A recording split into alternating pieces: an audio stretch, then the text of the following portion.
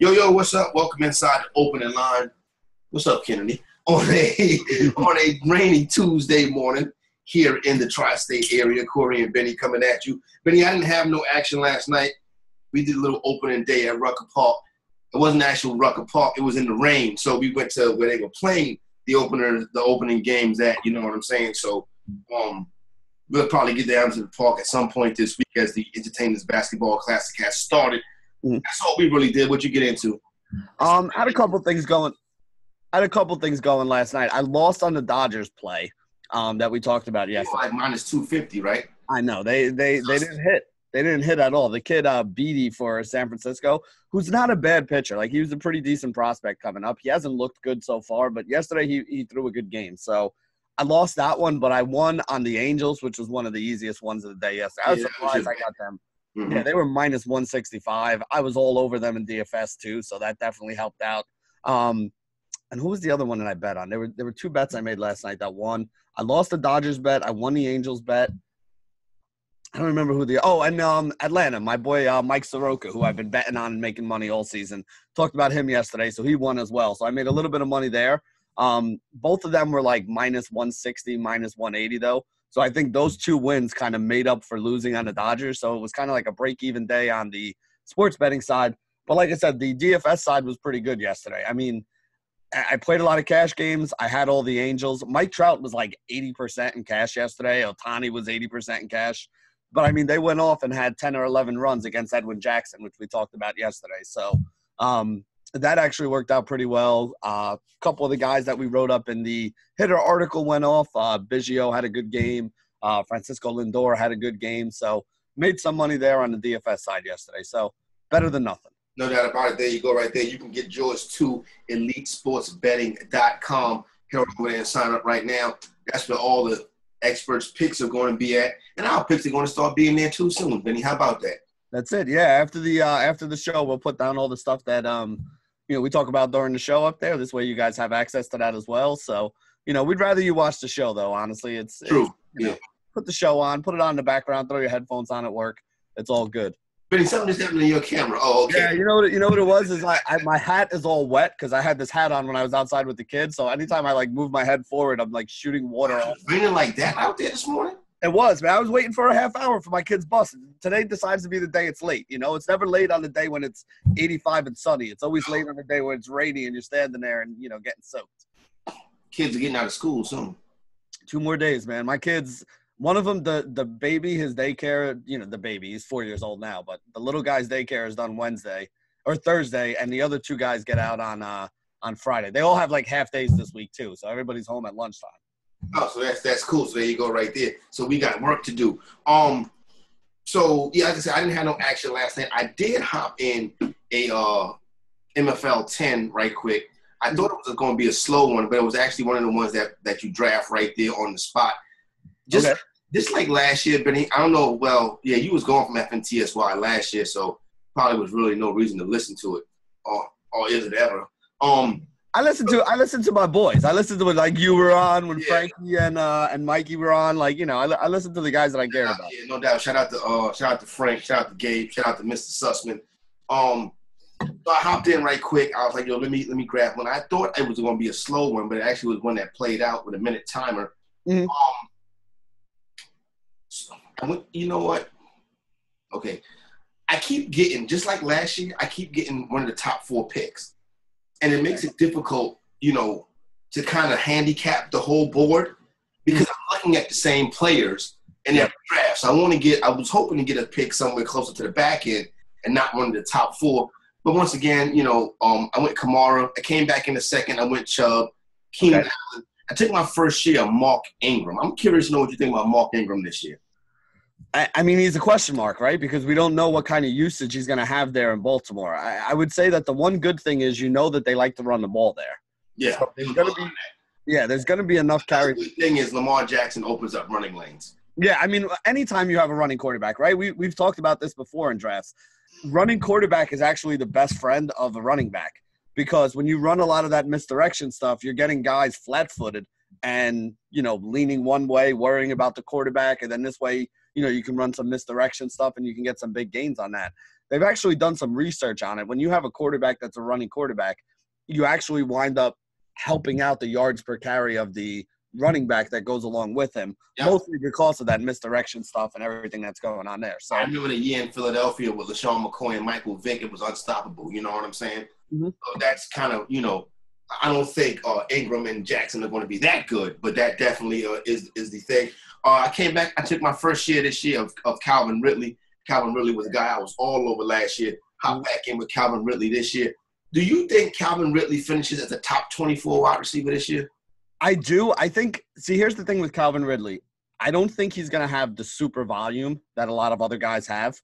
But if you remember last year with Calvin Ridley, he was a touchdown maker, right? And that's the thing that scares me a little bit about him is the regression for touchdowns is something that is real. Like a guy could have a big year. Like Eric Ebron is not likely to have a double-digit touchdown year again here. When you have a guy who gets targets, the regression for targets isn't as big. If you get 80 or 90 targets this year, most likely, unless your team made some major changes, you're going to wind up around 80, 90 targets again next year. You know what I'm saying? If you get 10 touchdowns this year, there's no guarantee that you're going to get 10 next year. And if anything, I would even argue that you will get less. You're less likely because teams are going to concentrate on you, right? If you're a defensive coordinator and you're looking at the Indianapolis Colts, what do you want to do to stop the Colts in the red zone? The first thing I'm thinking is take Ebron out of the equation. So, if anything, I'm a little more hesitant to draft guys that had a lot of their fantasy points due to actually getting in the end zone, as opposed to guys who got the targets. Because again, if you're an 80, 90 target guy in a year, you're getting 5, 6, 7 targets a game. You're likely to keep getting 5, 6, 7 targets a game unless your team brought in a whole bunch of other players. I tell people all the time, Benny, I can predict targets. I can't predict touchdowns. Tyler Boyd's on this team. Everybody knows it's my man crush, Andrew Luck. I got Andrew Luck in 7. That's about proper value, I think, for myself on Luck.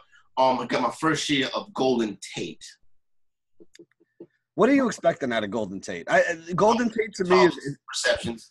Yeah, I mean, he's such a mystery because I don't even know how the Giants are going to use him, right? I'd much rather him as a bench player than a player I need to rely on every week. I would agree with that. That's definitely something to count on. I mean, again, I thought that it was one of the dumber moves that the Giants made because, like, Shepard is a good slot receiver. Yep. Golden Tate is a slot receiver. So now you got two guys that really are going to do their best work in the slot, and one of them is going to have to play outside. So I don't really know. Put it this way, whichever one of them plays outside is going to have a crappy year. Because if Eli Manning couldn't complete passes on the outside to Odell Beckham, it's not going to be any easier for him to complete them to a Golden Tate or a Shepard. I wonder how long Eli Manning has this job for this year. He's going to get benched this season. Why does he even have the job to begin with, though? I mean, why are you paying this guy 20? Again, I don't disagree with you, Corey, but if we both think the guy's going to get benched this year, why are we paying? Why are the Giants paying him $20 million? You know what I'm saying? Like, is it like a what do they call that? Like it's a lifetime achievement award? Yeah. Like, we're going to give you this $20 million because of all the wonderful things you did to us. Like, I don't know. To me, that's not the way you run a franchise. No, like you said, it's a lifetime achievement award. Interesting. Shepard, I don't know. That Giant thing is something that we're going to have to see on paper. Once I also got back in on my guy, Geronimo Allison. Waited too long in this one for tight end. Ended up with Jack Doyle and Noah Fant. Rookie tight ends normally don't hit Benny. Mm-hmm. One thing I will say is I think Fant has an opportunity because who else going to catch the football in Denver? And Joe Flacco likes tight ends. Yeah, I mean, you're not. He has the job. Yeah, I mean, you're not really wrong. That's definitely something that you could look at. I have always been hesitant with the rookie tight end thing. Again, you had like Jeremy Shockey hit a couple years ago, and there's been a couple other rookie tight ends who've done well, but usually it's not a position that happens a lot. Now, you mentioned the guy I want to talk about here because he was on the top of my draft board, and somebody just snagged him before you or I even had a chance to go here. And this, what are we in, like the 9th round of this one that we're doing with the company here? Yeah. And that's Geronimo Allison. I had Allison up there at the top of my – I don't know if he was number 1 or number 2 at the top of my queue, but he was going to be my next pick if he got around to me in this 10th round here. Where has Geronimo Allison been going? And again, I'm a big fan of him as well. So what are you kind of looking for out of Geronimo Allison this year? I'm looking for what he was before the injury last year. Before the injury, he was the Packers' second wide receiver, without a doubt. You know, you started to see guys like MVS, Valdez, Scantling, and some other names pop up throughout the course of the year. But when Allison was there and healthy, Allison was the go-to guy. Allison became the deep threat on that team. Don't get me wrong, Devontae Adams was doing it and getting it done, but Allison was like the guy that was getting that work down the field. You know what I'm saying? So I don't have a problem with Geronimo Allison. He's a player I like a lot.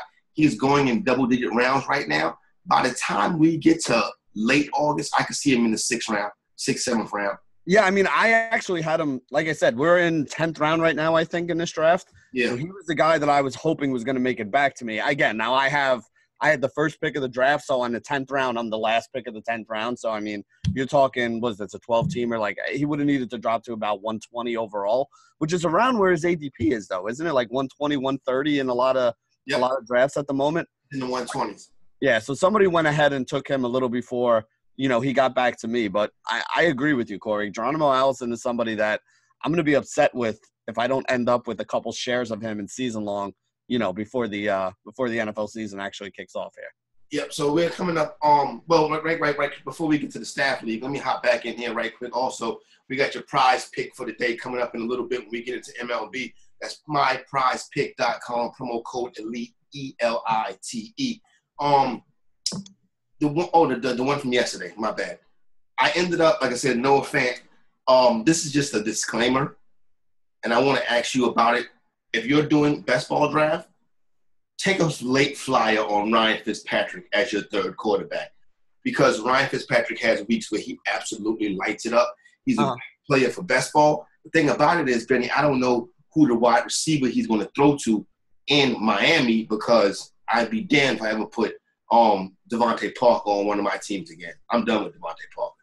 But you know what? Miami has had those big weeks, right? Even with crappy quarterbacks coming in there, some of those guys can break some plays. I mean, Kenyon Drake can catch a 10-yard pass and break it for, a 50-yard gain. Like you said, Parker's a guy who can break one down the field for a 30, 40-yard gain and get you a touchdown.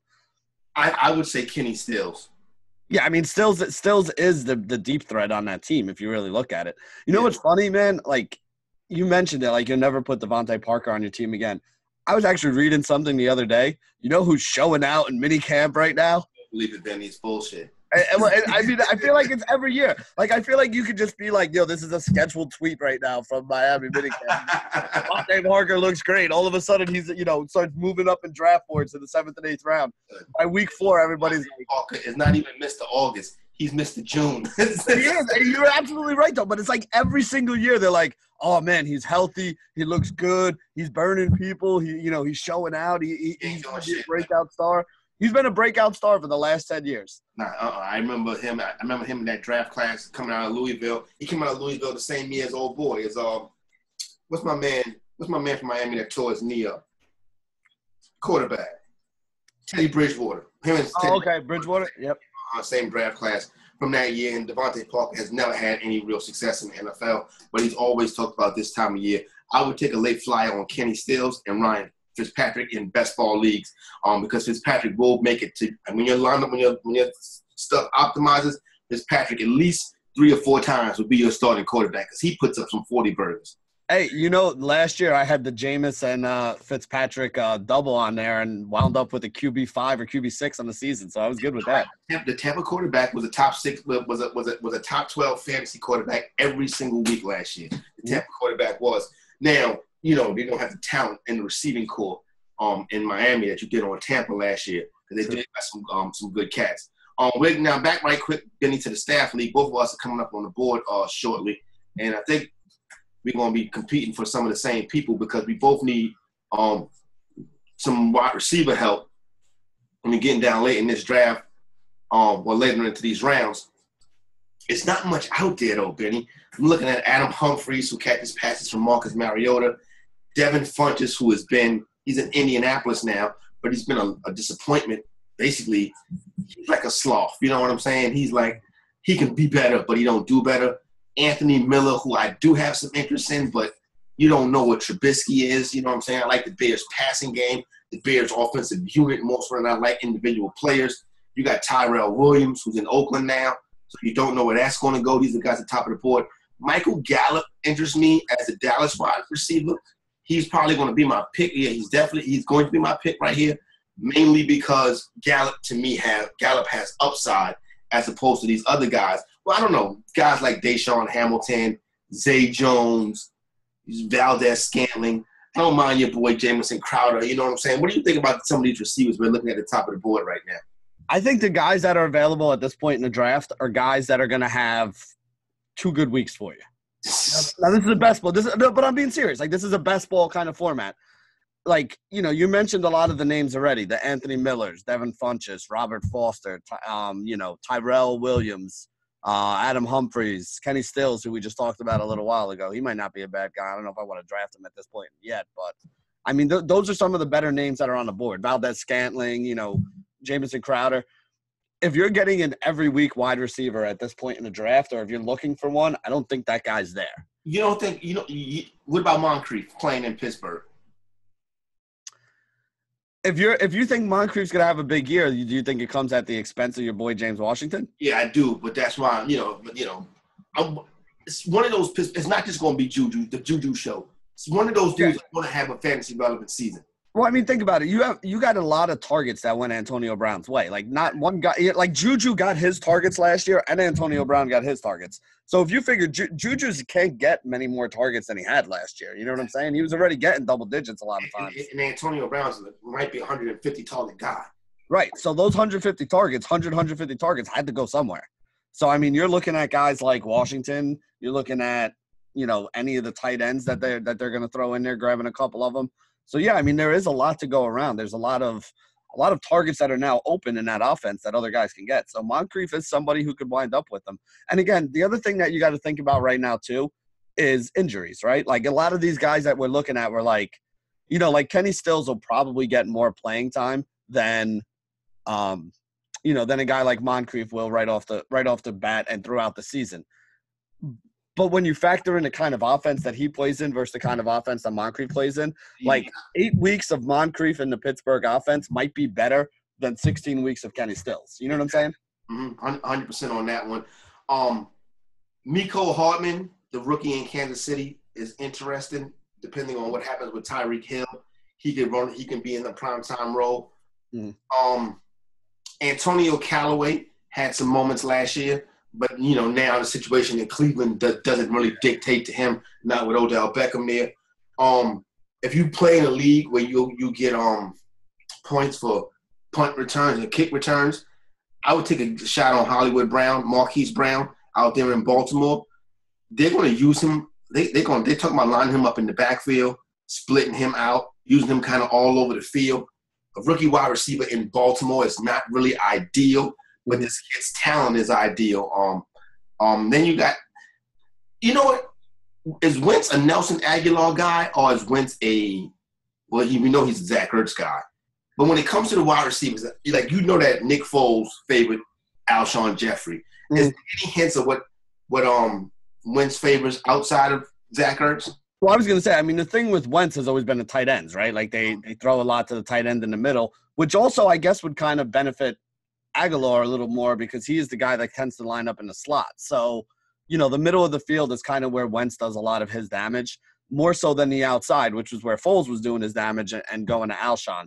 I do remember Alshon being less interesting in DFS to me when Wentz was the quarterback there. So I guess that would kind of push – I don't know if it was a matter of him being less important because it was going to Aguilar, or if it was just a matter of him being less important because so much was going to Ertz. But I would say he's probably better off with Wentz than he was with Foles, although I don't really think it makes a huge difference. I mean, to me, he's still a guy who in that offense is just going to be, you know, he's going to get a couple targets. I look at the Philly offense and the Chicago offense kind of the same way, right? Like, they both have a lot of pieces that they use, and nobody really gets major volume. Like, neither one of those teams are giving one guy 15 targets. You're going to get 5 or 6 targets spread around amongst 4 or 5 different guys. So I'm a little hesitant with any pass catchers outside of the tight end on Philly and a little hesitant with any of the pass catchers on Chicago just in general. There you go right there. FantasyGuru.com getting you ready for the 2019 NFL season. Head on over there right now. Get signed up. Get registered. You will win your championship. I guarantee you that one right there. Benny, what do you think you're going to do at wide receiver? I've already made my pick. Yeah, to be honest, I didn't even realize I was getting this close to my pick. So the good thing about a 4-hour slow draft is I got plenty of time to make, and I still have a pick in between. So we still got to wait for Thad to make his pick before I go. So I'll probably finish the show here, and then, my writing is already done for the day. So I'll spend the next hour or two sitting here looking up some of these guys and figuring out which way I want to go. I may also look to grab a running back, because I got the back-to-back picks here at the number 12 and the number 1. I'm just looking quick at the running back. There's not a lot there. It dries up, Benny. It dries up. Yeah, maybe an Austin Eckler or an Ito Smith or Deonta Foreman. God, that's another guy that just keeps burning everybody. I don't know. I'll have to really look into that. That Achilles rupture, we've been talking about that injury a lot lately because of the situation with Kevin Durant. Right. The player that it affects the most are running backs. Running backs very rarely return from it. He took his rookie year, and he's really not been able to get on the field since. And that's that's really the big problem right there, right? Because a lot of that has to do with your cutting, and for a running back, for a basketball player too, it's pretty big. But for a running back, if you can't plant and cut, that's one of the big problems that a guy's going to have. So, like I said, he came in and he was supposed to take over for Lamar Miller 2-3 years ago, right? And it just hasn't happened. We're still waiting for it. It still hasn't happened. Meanwhile, Lamar Miller just keeps going out there and, being his pedestrian self and but he keeps getting the volume. Like people hate on Lamar Miller, but Lamar Miller.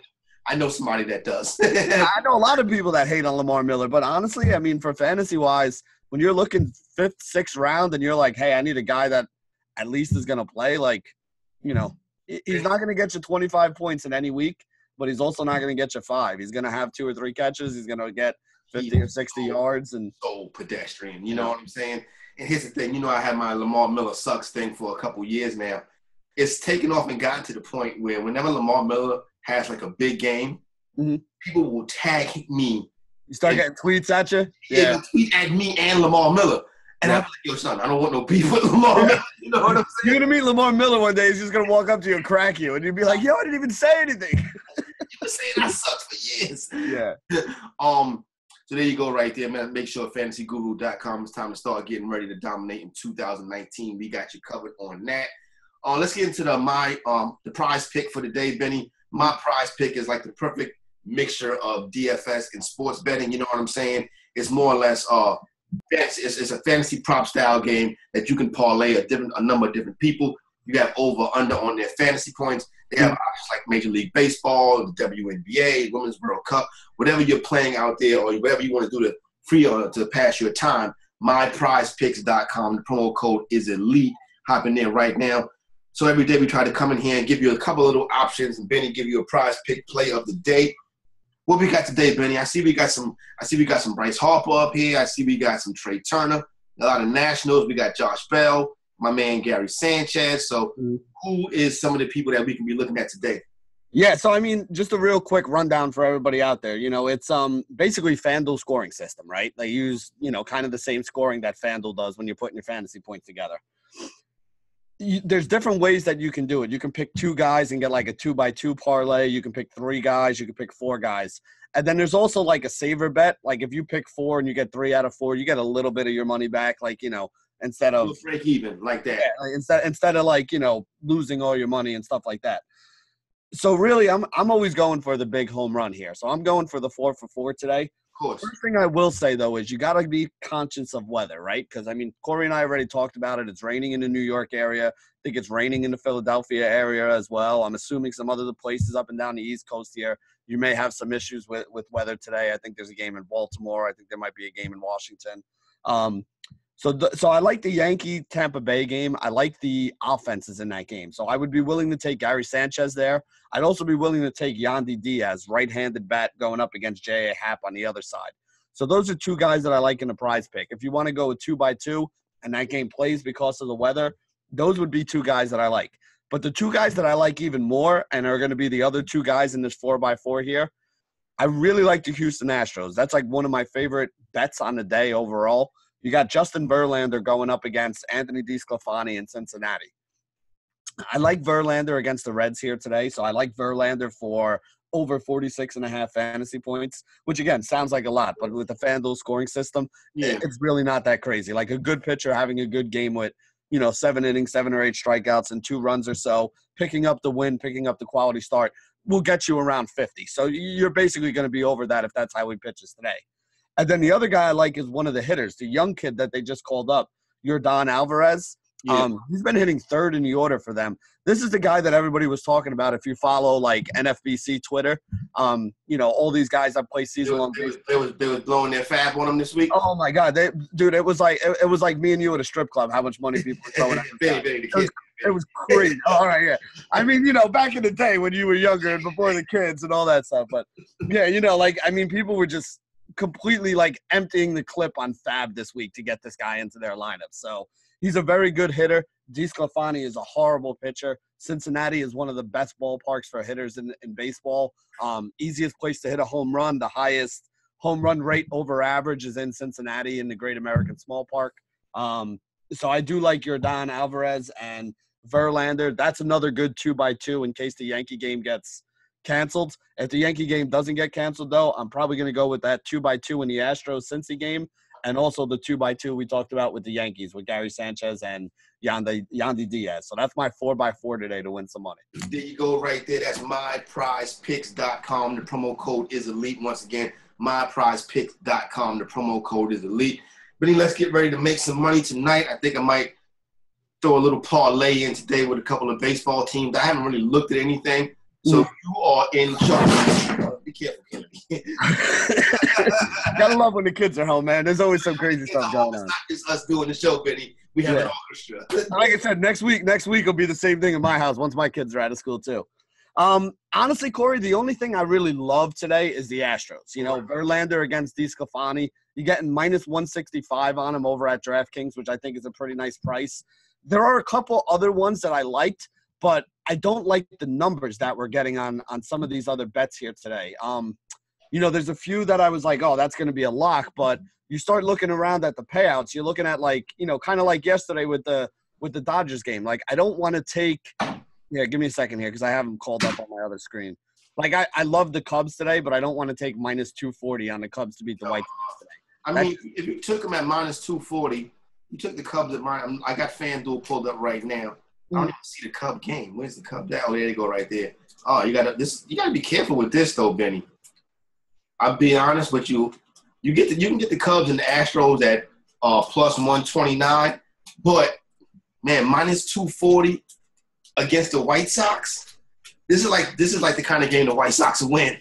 Well, I mean, they do have some motivation there, so it definitely is one. I mean, if you don't like that, the better bet, if I'm going to take a team at minus 200 or worse, it's probably going to be the St. Louis Cardinals, all right? Because you got Jack Flaherty going up in that game against the Miami Marlins. No doubt.